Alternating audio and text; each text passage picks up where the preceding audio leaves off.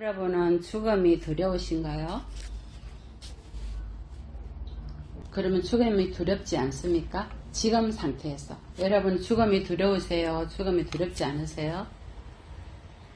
두려우면 왜 두려우세요? 두렵지 않을 만큼 자신이 있으십니까? 자, 우리가 죽음을 두려워해야 되는 이유는요, 어디로 갈지 모르기 때문입니다. 우리가 죽는 사실에 대해서 두려워할 필요는 없습니다. 오고 가고 여행 따라오니까 우리도 언젠가는 또 여행 갈 거고 또 재생해서 또 윤회해서 올 거란 말이에요.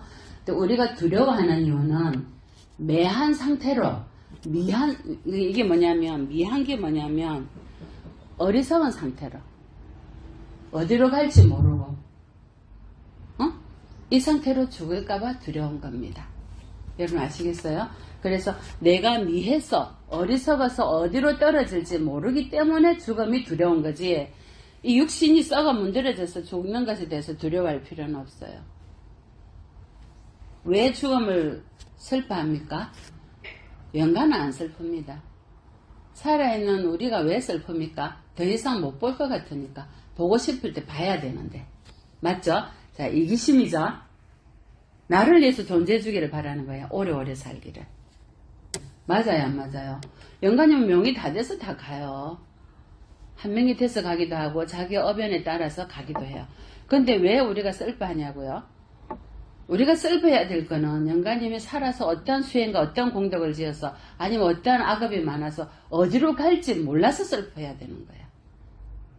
그러나 다행히도 이 영가님은 여기서 많은 49등 어마어마한 법문들이 이루어졌고 많은 불보살님들께서 또 조상님들께서 다 이끌어 주셔서 천상으로 이쁜 선녀 옷을 입고 지금 대기 중입니다.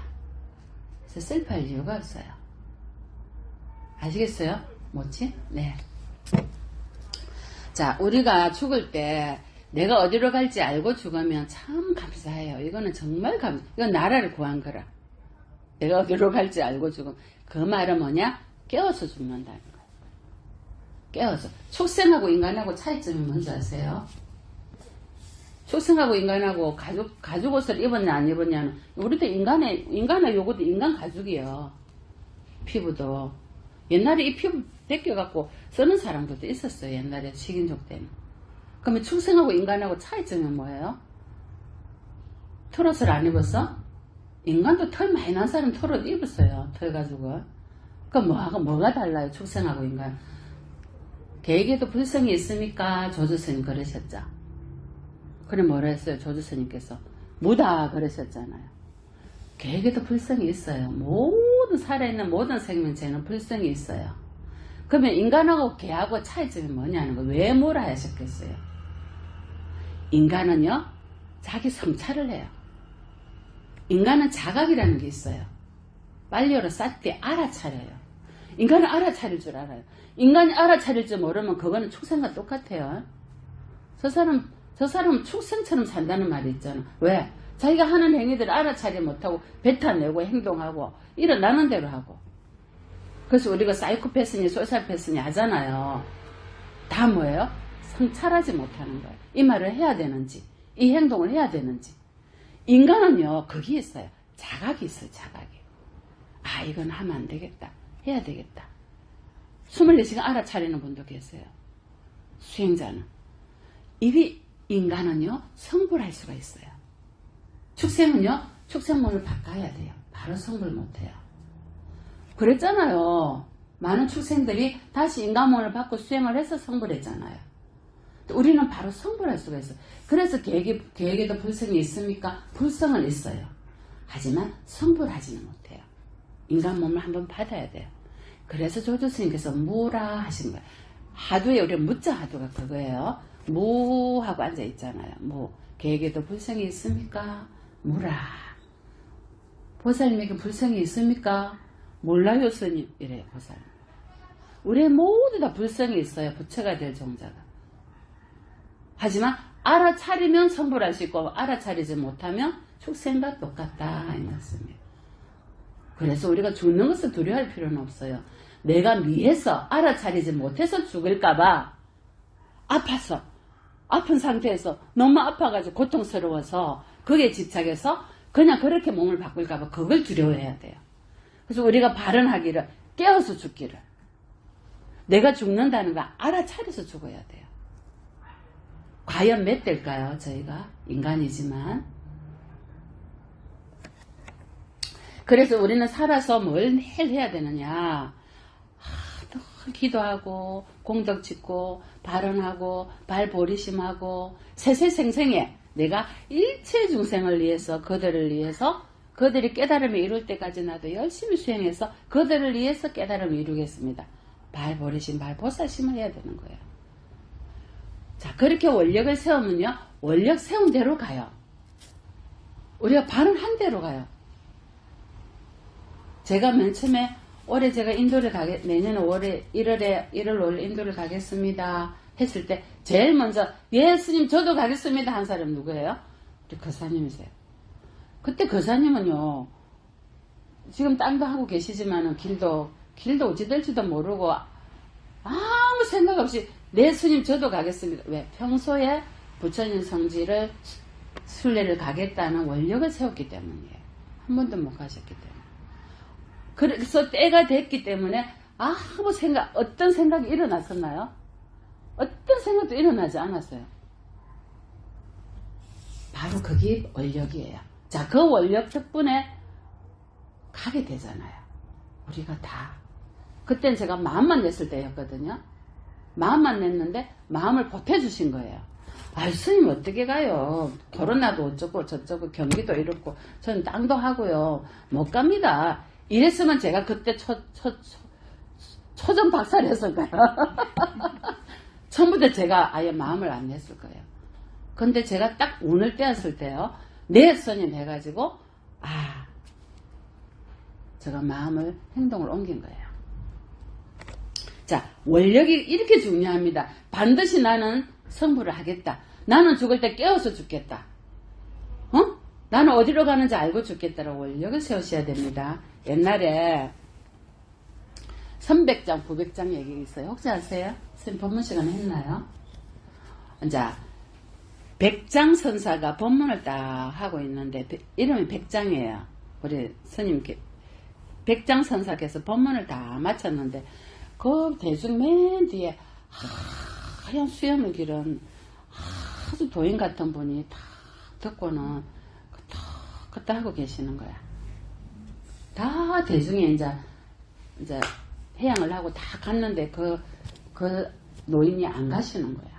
그래서 백전선사께서 그 노인에게 가서 아니 왜 이제 다 법문이 끝나는데 안 가십니까? 이런단 말이에요. 그러니까 이 노인이 하시는 말씀이 백장선사님, 저는 과거생에 500생 전에 백장산에서 산 선백장이다. 자기도 백장선사였다는 거예요. 백장산에서 백장스님이에요. 그때도 이렇게 많은 대중을 모아놓고 법문을 했었는데 그 백장스님이 법문을 다 끝났는데 어떤 젊은 학인이 수자가 자기에게 묻는 거예요. 뭐라고 물었냐면요, 공부를 다 마친 수행자, 즉 아라한도 인가에 떨어집니까? 이렇게 물었단 말이에요. 자, 정확한 법문은요, 수행을 다 마친 깨달은 아라한도 인가법을 어기면 지옥에 떨어집니까? 이렇게 물었어요. 자, 여러분, 그 선생님 어떻게 생각하세요? 인가법을 어기면 지옥에 떨어진다. 자, 수행을 다 마친 깨달은 아라한이 인가법에 걸리겠습니까? 수행을 다 마친 깨달은 아라한은 과거생에 지은 업연에 의해서 어떤 깨달은 이후로는 인가법에 걸리지 않습니다. 깨닫기 전에 자기가 지은 업이 있다면 이 생에 받겠죠.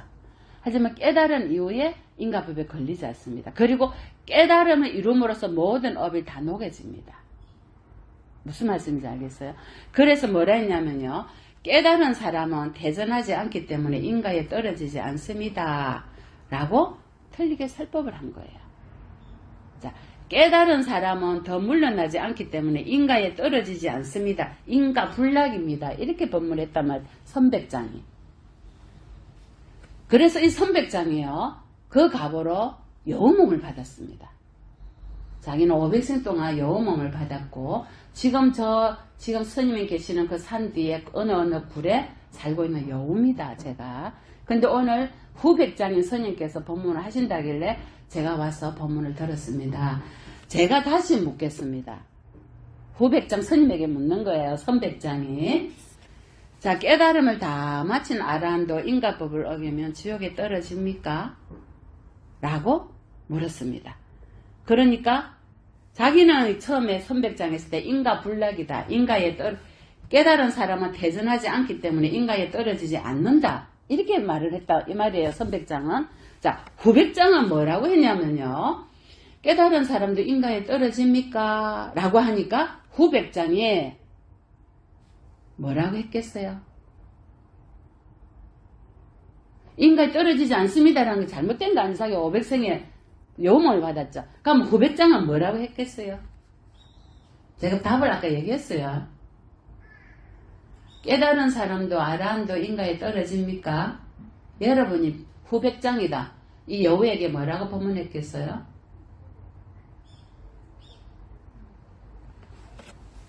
떨어진다 안 떨어진다 이 차원이 아니에요. 인가에 어둡지 않다 했어요. 인가 불매다. 매하지 않는다. 매하지 않는다는 건 인가에 어둡지 않다는 건요. 아까 제가 그랬잖아요. 무명에 어리석어서 미해서 죽을 때 미한 상태로 무명의 상태로 죽는 걸 두려워해야지 죽는 그 자체를 두려워하지 말았잖아요. 똑같은 맥락이에요. 인가에 매하지 않습니다. 인가에 걸리지 않는다는 거예요. 자, 그러고 나서 이 덧문을 탁 겪더만은요, 이 선백장이 호련히 사라지면서 스님, 내일 그 동굴에 와서 저의 시신을 걷어서 잘 양지 바른 곳에 묻어주세요. 그래서 이제 내일 그 다음날 대중을 데리고 그 동굴로 갔어요. 그때 나타난 그 노인의 형상을 난 하얀 아주 오래된 여우가 500생을 살았으니까 그 말 한마디 잘못해가지고 여우가 죽어 있는 거야. 그래서 양지 바른 곳에 딱 묻어드렸거든요. 자, 뭐예요? 뭐가 차예요? 여러분, 하두예요. 인과 불락이란 거는 인가에 떨어지지 않습니다 한 거는 잘못된 답이다 이 말이야. 인가에 매하지 않습니다. 인가가 어둡지 않습니다 이 말이에요. 인가에서 벗어났다 이 말입니다. 육도윤에서 완전히 벗어나서 더 이상 인가에 걸리지 않는다 이 말이에요. 내가 하는 모든 행위나 행주자와 어묵동정에 내가 하는 말, 내가 하는 행동, 내가 하는 모든 행위들이 알아서 깨어서 알아차리기 때문입니다. 굳이 아라한을 얻은 성인이 아니라더라도 여러분이 만약에 알아서 깨어서 하는 말이나 행동을 한다면 바로 여러분이 인가에 매하지 않습니다. 즉 다시는 윤회 속에 들어가지 않습니다. 육도윤회에서 벗어나시려면요, 자각성이 깨어서 알아차려야 됩니다. 살아서 알아차린다면요, 죽을 때 알아차리면서 죽습니다. 아, 지금 내가 치수아풍이 때가 돼서 흩어지는구나. 색수상에서 온이 이제 온 것으로 사라지는구나. 자, 이건 뭐와 같냐면요, 오늘 새벽에 제가 딱 법당에 앉아서 정진을 하는데 생사가 꼭 흘러가는 구름과 같았어요. 구름 여러분 보세요. 어제 제가 거리로 가려고 했는데 구름이 잔뜩 껴갖고 화가 나갖고 비가 막 쏟아질 것 같은 거예요. 그러니까 아이고 안 되겠다. 그래서 제가 안 갔어요. 제가 10월 1일부터 꼭 걷겠다고 약속을 했는데 무슨 핑계대고 지금 며칠째 비가 와서 또 못 걸었어요. 어찌 될란지 모르겠어요.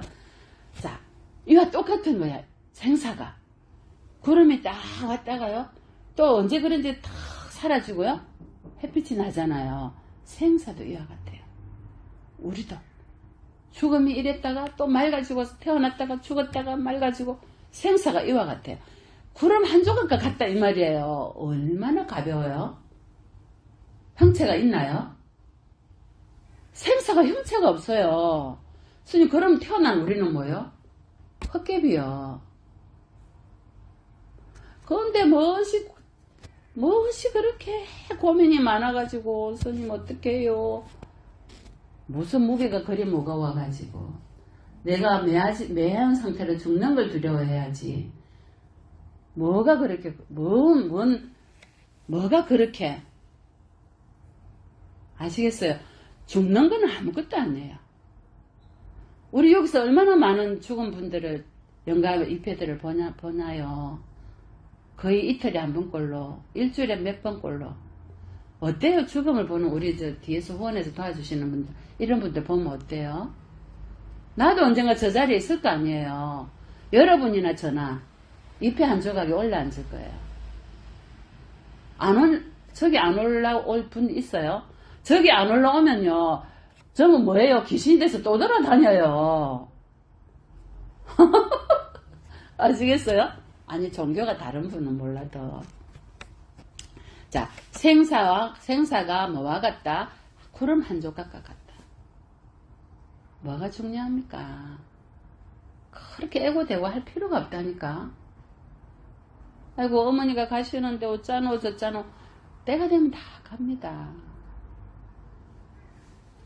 그 말은 시공이 존재치 않는다. 시공은 우리가 필요로 해서 만들었을 뿐이에요. 우리는 100년 동안 쇠가 빠지게 사는데 천상에서 뭐야? 찰나에. 그래서 지금 높은 천상에 올라가서 그곳에 살게 되면요, 인간의 100년 세월 내가 어째 살았는 거 하나도 찰나요. 높은 천상.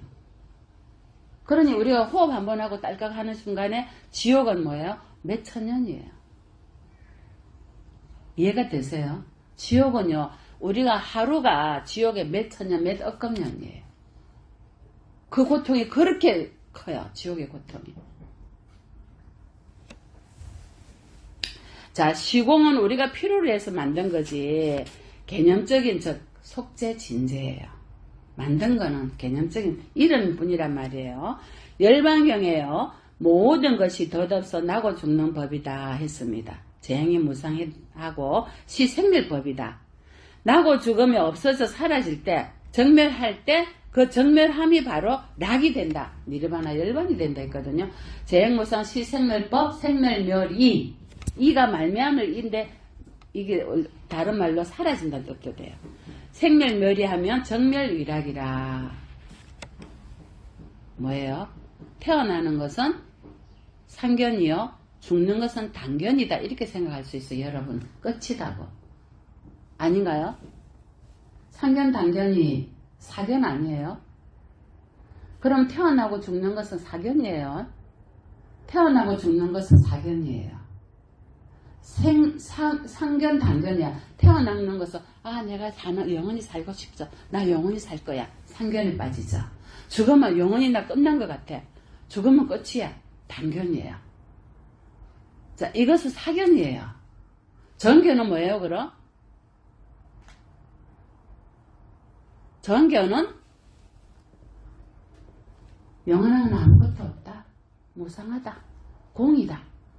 내라는 건 없다. 무하다. 자, 이게 정견이죠. 그러면 생사가 없다, 있다예요? 없는 것은 당견이요, 있는 것은 상견이라 했어요. 그럼 생사가 없다, 있다가 아니고 생사가 뭐예요? 공이에요. 생사가 공이에요. 일체 개공이랬잖아. 열반 적정이야. 생사가 공이에요. 공이라는 뭐예요?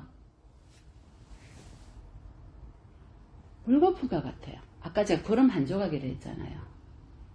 재행무상이에요. 그래서 생사는 뭐다? 재행이 무상하다. 영원한 것은 아무것도 없다. 그럼 생사가 왜 있어요? 여러분이 나는 살아야지 하면 태어나요. 생로병사로 어디로 태어날지 몰라. 테란스파로. 나는 죽어야지 하면 죽어요. 영원이에요? 영원히 죽어요? 아니에요. 또 태어나요. 어변에 따라서. 뭐가 만들어내요, 생사를? 내 마음으로 만들어내요. 내 업식으로. 누가? 내가. 내 마음으로. 나 죽고 싶어. 자, 50초 세포가 죽으려고 노력해요. 아니에요. 내 마음은 다 만들어. 환경 일체 유심조를 했잖아요. 스님 나 사업 더 하고 싶은데 저거 정리는 해야 되겠고 이자는 많이 나가고 하고 싶은데 돈을 많이 벌어본 적이 있기 때문에 또 그때 영광을 누리고 싶어서 무의식 중에는 하고 싶어가 있어요. 정리하고 싶지가 않은 거야. 팔리겠어요? 안 팔리겠어요? 마음을 완전히 내려놔야 되는데 잡고 있으면 안 돼요. 자, 생사는 뭐다? 물거품이다. 그러니 죽고 사는 것이 중요하지 않아요. 중요한 것은 내가 매한 상태로 어리석은 상태로 깨닫지 못하고 죽는 것이 두려운 거예요. 그래서 열반경에서 부처님께서 그렇게 말씀하신 거예요. 자, 하루는 지상스님이 육조 해능 대사께 묻습니다. 부처님께서 삼성법을 말씀하시고 최상승법을 말씀하시는데 도대체 삼성법과 최상승법, 저 사성법이죠? 자, 삼성법이 뭐예요? 상승법? 부처님께서 도대체 이것이 무엇입니까? 이렇게 묻습니다. 그러니까 육조 해능 대사께서 말씀하시기를 너는 너 본심을 보려고 하지 않고 바깥 법상에만 끌리는구나. 법에는 사성이 없는데, 즉 삼성법과 최상승법이 없는데 너가 소성이니 중성이니 대성이니 최상승법이니 너가 만들어내는구나. 이 말이 서로 다툰다는 거죠. 바깥의 경계만 보고 우리는 눈이 바깥에 있어가지고 뭐예요? 자기 안에 내구를 해야 되는데 외구만 하잖아요. 그래서 바깥의 환경이나 경계에 빠져서 나는 죽고 싶어, 살고 싶어, 더 모으고 싶어가 있는 거예요. 내구는 뭐예요? 내구는 누가 자신을 들여다보고 재행무상법을 알고 내가 뭐하라는 걸 알고 집착을 내려놓을 줄 알아야 돼요. 이것이 내구예요. 근데 얼만큼 우리가 외구하다가 집착하다가 싶어 하다가 막상 죽음에 왔을 때 그것을 받아들여서 알아차리나요? 못하잖아요. 그래서 오늘이 있는 거예요. 49일이. 그래서 있는 거예요. 자, 그래서 아까 지도스님께서 열반경의 대의가 재행무상시 생멸별 생멸멸이 정멸이락이라 하는데 저는 이것이 정확하게 잘 모르겠습니다. 도대체 색신과 법신이 있다 하는데 색신은 덧없어서 생도 있고 사도 있고 멸도 있고 법신은 다 깨달으면 아무것도 없다고 하는데 도대체 무엇입니까? 무엇이 낙입니까? 라고 묻습니다. 그래서 해능스님께서요. 생은 당견이요. 사는 멸한다는 것은 뭐예요? 멸한다는 것은 당견이요. 생은 상견이다. 이것은 사견이다. 해능스님께서 말씀하신 거예요. 색신밖에 법신이 없고 생멸밖에 정멸이 없다. 이것이 이렇게 할 것도 아무것도 없다는 거예요. 즉 이 말은 뭐냐면요. 찰나에 내가 마음 한번 일으키면 그게 생이요. 찰나에 마음이 멸하면 그것이 사다 이거예요. 그래서 생사는 무엇이 만든다? 마음이 만든다. 만약에 이것을 알아차리면 그때는 생사가 아니에요. 그거는 락이 된다는 거예요. 영원한 락. 그래서 니르바나 열반은 여러분 찰나찰나에 여러분이 알아차릴 때 바로 그 자리가 열반의 자리예요. 오늘 본문을 영가님이 이해를 하셨으면 좋겠어요. 하셨으리라고 봅니다. 네. 부처님께서 이 땅에 오시기 전에 과거생에 수메다라는 청년으로 있은 적이 있었죠. 여러분 아시죠? 자, 수메다 청년이 과거생에 있었을 때 그때 부처님은 누구시냐면 연꽃 부처님, 연등불 부처님이셨어요. 연등 부처님. 자, 어느 날 수메다가 아주 귀족집의 청년인데요. 내가 이렇게 살면은 나는 죽음을 피하지 못할 것 같다. 죽음을 알아차려서 죽지 못할 것 같다. 그래서 자기가 있는 재물을 다 정리하고 수행하러 갑니다. 자, 수행이 어느 정도 됐을 때 어머니가 이도가시다 해서 내려오게 되죠. 그때 내려오게 됐을 때 뭐합니까? 내가 이 내려온 김에 저렇게 많은 사람들이 연등 부처님이 오신다고 막 내려와 보니까 인도의 스라바스티 기원정사가 있는 스라바스티가 완전히 잔치가 난 거예요. 그래서 왜 그러냐니까 연동굴 부처님이 오늘 오십니다. 이러니까 숨에다가 그래 내가 9구멍마다 더러운 것만 나오고 마음속에는 욕심이 가득 찼고 내가 죽는지 사는지 알아차리도 못하고 사는데 내가 부처님께 발언을 해야지. 연꽃을 올리고 발언을 해야지. 어떻게 해요? 그 여인 이름이 뭐예요? 고비죠, 고비? 고비 아니에요? 응? 자, 이건 외우고 있어야 돼요. 고비예요. 고비 여인에게. 이 고비는 이제 연꽃을 파는 여인이에요. 그날 부처님이 오신다고 연꽃이 다 팔리고 자기가 딱 몇 송이, 7송이만 갖고 있었어요. 왕궁에 꽃을 갖다 주려고. 근데 이 숨에다가 너무나도 거룩하게 생긴 얼굴에서 빛이 나는 청년이 와서 자기에게 연꽃을 팔려고 합니다. 얼마? 우리 지금으로 말하면 몇 천만 원을 줍니다. 자기 갖고 있는 재산을 다 주면 그 연꽃을 사기 위해서. 자기가 보니까 이 남자가 보통 사람이 아니고 이 수행자가 그 많은 재물을 주고 연꽃 7송에 살려고 하는 걸 보고 5송이만 팝니다. 2송이는 자기를 위해서 부처님께 바쳐달라 하잖아. 그죠? 자, 그래서 뭐라고 원력을 세웁니까? 고비가 저는 세세생생에 당신과 부부연을 맺고 싶습니다. 그리고는 깨달아서 성인이 되고 싶습니다. 이 원력을 세우잖아요. 그래서 꽃을 사야 되니까 그것을 받습니다. 내가 그래 해주겠다고. 그리고 5송이를 자기가 부처님께 올리면서 자 숨에다가 발언한 걸 볼게요. 부처님께 인파가 너무 많으니까 멀리서 부처님께 던집니다. 연꽃을 7송이. 먼저 5송이를 던집니다. 던지면서 저도 당신처럼 부처님이 되게 하소서.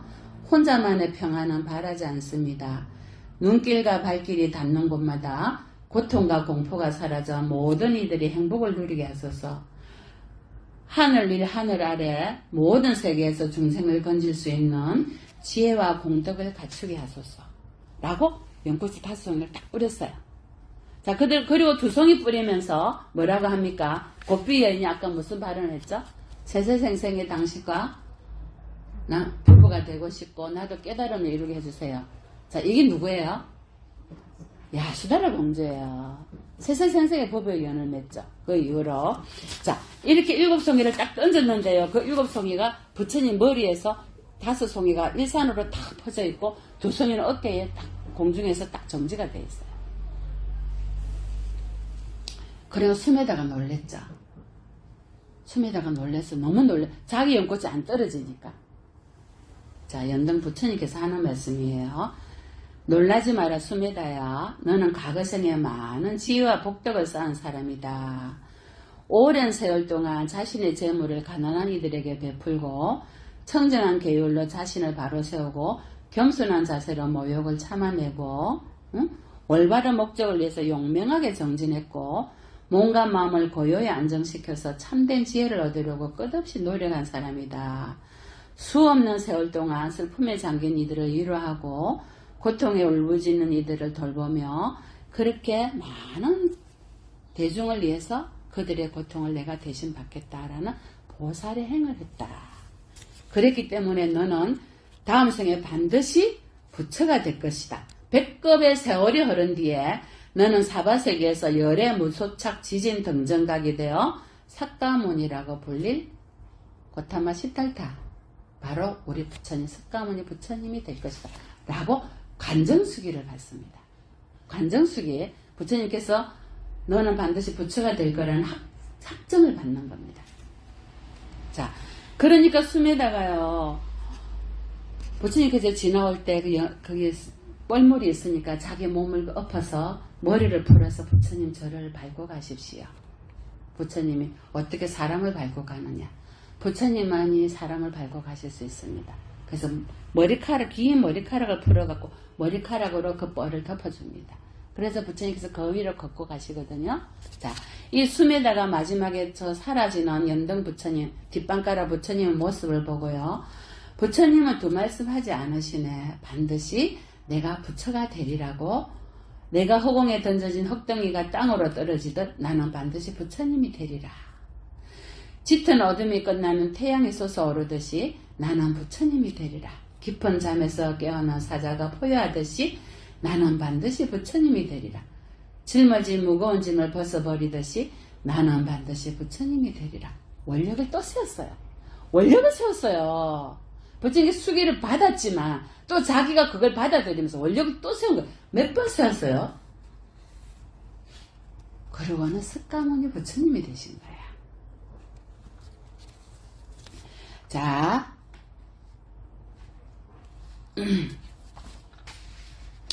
상품상생 세계에 부처님의 세계에 가면요, 여러분 어떤 수행을 해야 되냐면은 이거는 불설관 무란수비경에 나옵니다.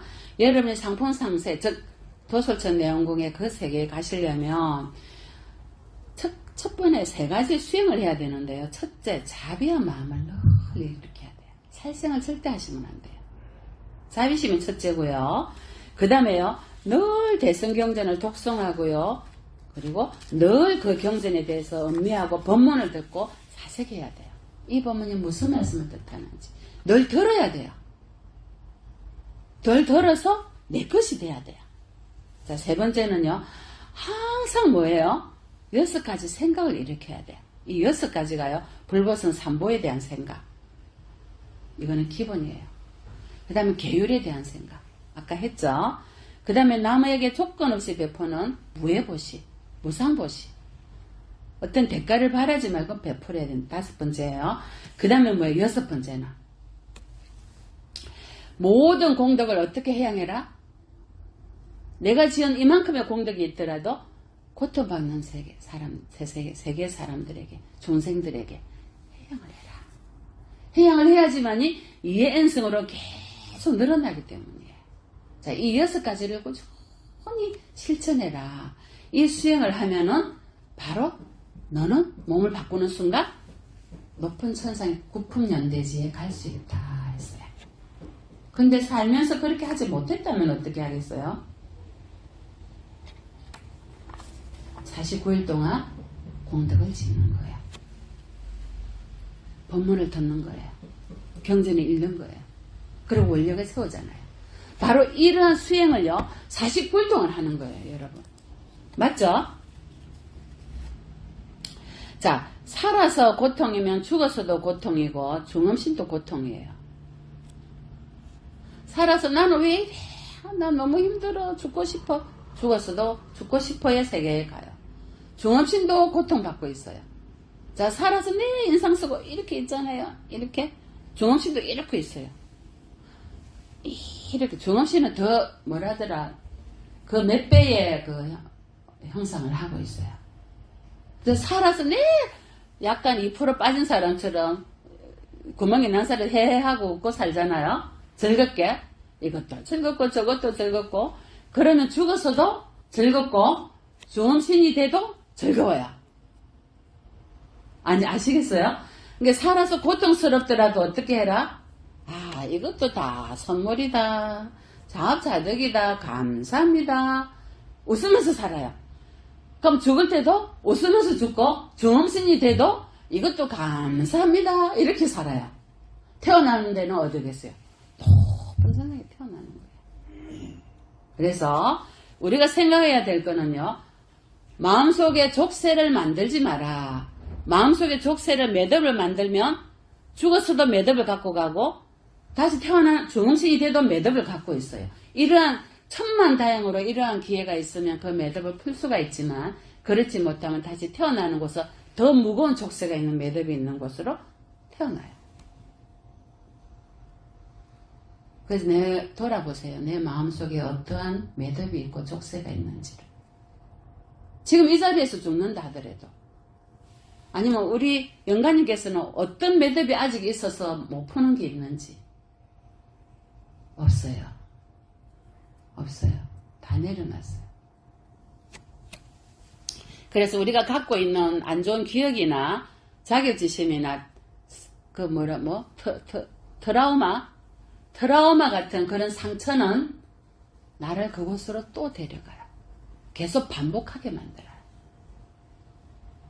그러니까 어떻게 해야 돼? 이 상처는 뭐예요? 드러내가지고 고름을 짜야 돼요. 그러면 짜야 드러내서. 그래서 제가 한 번씩 툭 칠 때 있어요. 보살님들 보고. 불현듯 툭 칠 때 있잖아요. 그 사람이 갖고 있는 그런 무거운 업석이 있잖아. 그 업식을 들여다봐라. 봐라 이거예요. 제가 한 번씩 있어요. 자주는 안 해요. 몇 년에 한 번씩 있어요. 그럴 때 봐라. 당신이 못 보는 게 있다.